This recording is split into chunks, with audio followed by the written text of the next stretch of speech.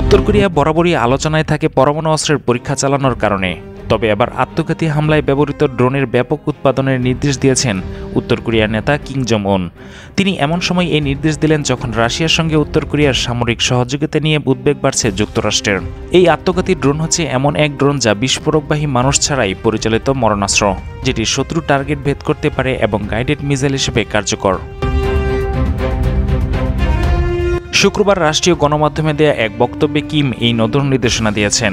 Kim ভূমি ও জলসীমা target করে ড্রোনের পরীক্ষা নিরীক্ষা চালাচ্ছেন গত কিছুদিন ধরেই, যেগুলো উত্তর কোরিয়ার এরিয়াল টেকনোলজি কমপ্লেক্স উৎপাদন করছে। পিয়ংইয়ং প্রথমবারের মতো আগস্টে আত্মঘাতী ড্রোন উন্মোচন করে। বিশেষজ্ঞরা বলছেন এই সক্ষমতা সম্ভবত রাশিয়ার সঙ্গে উত্তর কোরিয়ার ক্রমবর্ধমান জোটের বলস্বরূপ হতে পারে। এই পারমাণবিক শক্তিধর দেশটি মস্কোর সঙ্গে একটি ঐতিহাসিক প্রতিরক্ষা চুক্তি স্বাক্ষর করেছে এবং ইউক্রেনের রাশিয়ার যুদ্ধের সমর্থনে হাজার হাজার সেনা পাঠানোর জন্য অভিযুক্ত হচ্ছে, যার কারণে দক্ষিণ কোরিয়ার প্রেসিডেন্ট রাশিয়া থেকে উত্তর কোরিয়ার সংবেদনশীল সামরিক প্রযুক্তি স্থানান্তরের সম্ভাবনা নিয়ে সতর্ক করেছে। বৃহস্পতিবার কিম ড্রোনগুলোর পরীক্ষা নিরীক্ষা পর্যবেক্ষণ করেন, যেগুলো ভূমি ও সমুদ্রের লক্ষ্যবস্তুতে আঘাত হানার জন্য ডিজাইন করা হয়েছে। এই ড্রোন উত্তর কোরিয়ার অ্যান্ডারম্যান্ড এরিয়াল টেকনোলজি কমপ্লেক্স দ্বারা উৎপাদিত হয়েছে বলে কোরিয়ান সেন্ট্রাল নিউজ এজেন্সি জানিয়েছে। প্রতিবেদনে বলা হয়েছে তিনি দ্রুত একটি উৎপাদন ব্যবস্থা গড়ে তোলার এবং পুরোপুরি মাস জুড়ে প্রোডাকশনে যাওয়ার প্রয়োজনীয়তার উপর জোর দিয়েছেন।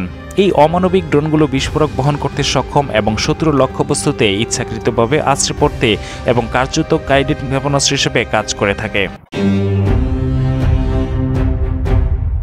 বৃহস্পতিবারের পরীক্ষায় ড্রোনগুলো নির্ধারিত পথ অনুসরণ করে সঠিকভাবে লক্ষ্যবস্তুতে আঘাত হেনেছে বলে কোরিয়ান সেন্ট্রাল নিউজ এজেন্সি জানিয়েছে। এজেন্সিটি জানিয়েছে যে সুসাইড আক্রমণ ড্রোনগুলো বিভিন্ন পাল্লায় ব্যবহার করা হবে, তা বিভিন্ন ভূমি ও সমুদ্রের লক্ষ্যবস্তুতেই সঠিকভাবে আঘাত হানার মিশন সম্পন্ন করবে। কিম বলেন ড্রোনগুলো ছিল একটি সহজভাবে ব্যবহারযোগ্য আঘাত করার ক্ষমতার উৎপাদন, কারণ এগুলোর উৎপাদন খরচ তুলনামূলকভাবে কম এবং এদের বিস্তৃত ব্যবহারিক পরিসর রয়েছে।